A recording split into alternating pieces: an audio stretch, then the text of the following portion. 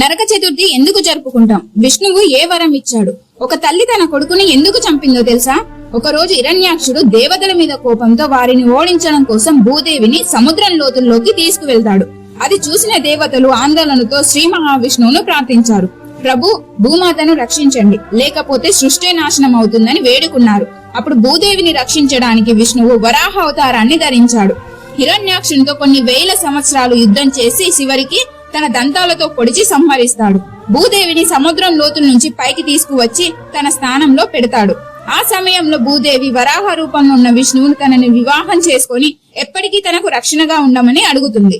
దానికి విష్ణువు అంగీకరించి భూదేవిని వివాహం చేసుకున్నాడు. అలా వారికి పుట్టిన వాడే నరకాసురుడు. కాని భూదేవి రాక్షస గడియల్లో గర్భం దాల్చడం వల్ల నరకాసుల్లో రాక్షస బుద్ధి కూడా వచ్చింది.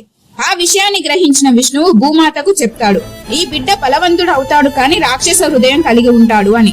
ఆ మాటలు విన్న భూమాత పుత్రుని మీద ప్రేమతో తనకు ఎలాంటి హాని జరగకూడదని విష్ణువును కోరుకుంటుంది. మీరు ఏ అవతారంలోనూ నా పుత్రుణ్ణి చంపకూడదు అని వరం కోరుకుంటుంది. విష్ణువు చిరునవ్వుతో నరకాసుల్లో రాక్షసత్వం పెరిగితే నేను కాదు నువ్వే చంపుతావని వరం ఇస్తాడు. ఆ మాటలకు భూమాత నేను ఎందుకు నా పుత్రుణ్ణి చంపుకుంటాను, లేదు అని ఇక తన పుత్రునికి ఎలాంటి ప్రమాదం లేదని సంతోషిస్తుంది. కొన్ని సంవత్సరాలకు నరకాసుడు ప్రగ్జ్యోతిష్పురం అనే రాజ్యాన్ని పాలించాడు. ప్రస్తుతం అస్సాం ప్రాంతంలో ఉన్న గౌహతి ప్రాంతం. అందుకే అతనిని ప్రగ్జ్యోతిషపురాధిపతి నరకాసుడు అని పిలుస్తారు. మంచి రాజులాగా ప్రజల కోసం పనిచేశాడు. ధర్మంగా పాలించాడు. కామాఖ్య దేవిని ఆరాధించేవాడు. నిత్యం పూజలు చేసేవాడు. అప్పుడు అతనికి బాణాసురుడు అనే రాక్షసుడు స్నేహితుడయ్యాడు. కాలక్రమేణా అతనిలో అహంకారం పెరిగింది. బాణాసురుడు చెడు బుద్ధి కలవాడు. రోజు నరకాసునికి ఆడవారిని పూజించాల్సిన అవసరం లేదు, వారికి అంత మర్యాద చేయకూడదని నరకాసుని మనసులో దుష్ట బుద్ధి నింపాడు. నువ్వు ఎంత బలవంతుడివి, దేవతల కన్నా గొప్పవాడివని అతని గర్వాన్ని రెచ్చగొట్టాడు. అలా నరకాసురుడు రాక్షసుడిగా మారిపోయాడు. పక్కన ఉన్న రాజ్యాల మీదకి వెళ్లి యుద్ధం చేసి అక్కడ ఉన్న రాజకుమారులను తీసుకొచ్చేవాడు. తర్వాత దేవతల మీద దాడి చేశాడు. మొత్తం 16,000 మంది రాజకుమార్తెలను బలవంతంగా బంధించాడు. ఆ భయంకర పాలనతో లోకమంతా వణికిపోయింది.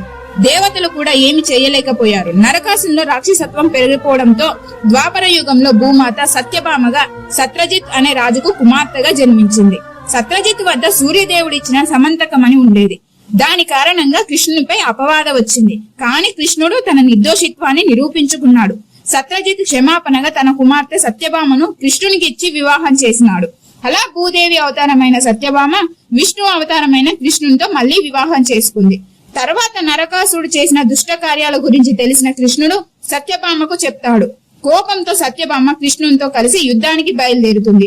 అక్కడ కృష్ణుడు నరకాసునితో యుద్ధం చేస్తుంటే నరకాసురుడు మాయ చేసి కృష్ణుని మూర్ఛపోయేలాగా చేస్తాడు. అది చూసిన సత్యభామ ఆవేశంతో బాణాలు తీసుకుని తన చేతులతోనే నరకాసుని సంహరిస్తుంది. అలా తల్లి చేతుల ద్వారానే తన కుమారుడు మరణించాడు. విష్ణువు ఇచ్చిన వరం నిజమైంది. ఆ రోజు నుండే నరక చతుర్థి పండుగగా జరుపుకుంటాం. నరకాసుర సంహారం జ్ఞాపకంగా దీపాలు వెలిగించి చెడుపై మంచికి గెలుపు అని సంబరంగా జరుపుకుంటాం. ఇలా ప్రతి కథ వెనుక ఒక రహస్యం ఉంటుంది. అలాంటి రహస్యాలు తెలుసుకోవడానికి మన ఛానల్ ని సబ్స్క్రైబ్ చేసుకోండి.